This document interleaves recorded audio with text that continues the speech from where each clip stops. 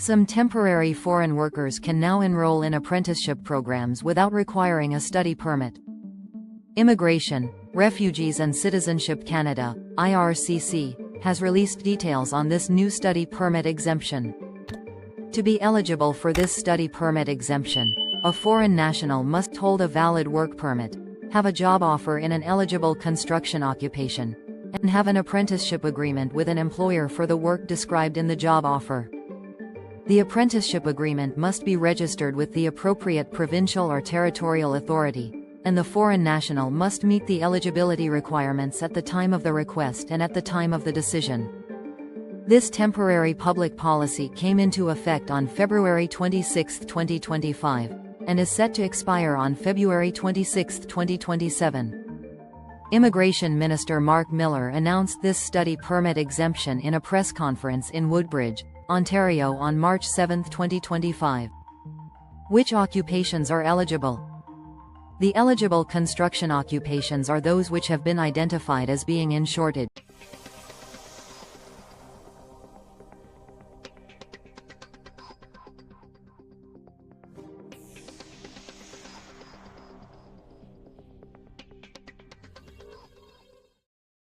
Whether a job offer qualifies or not will depend on the NOC code, not on the job title.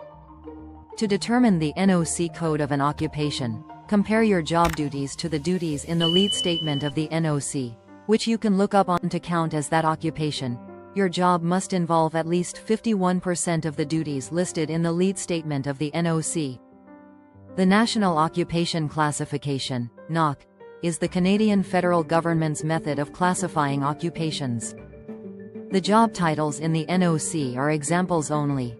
The duties listed are what defines each NOC code. The title on your job offer may be different from the title under which your NOC code is listed. How to apply? You must specifically request consideration under this public policy. You must include apprenticeship 25-27 inches in the explanation box in the "Tell us about your request" section when you submit your online request.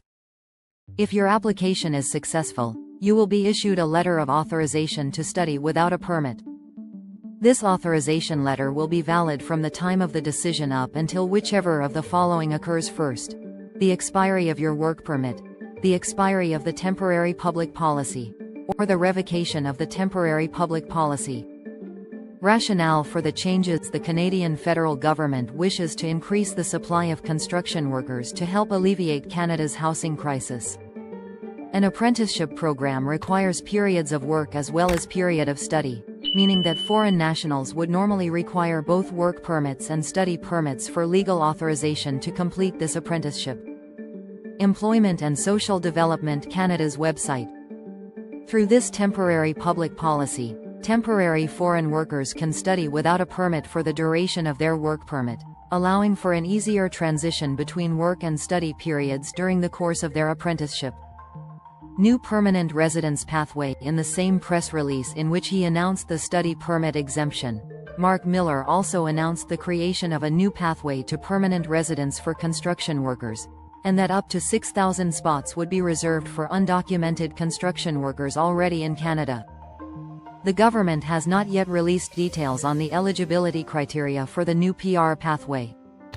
Miller said that up to 14,000 permanent residents could be admitted under this pathway.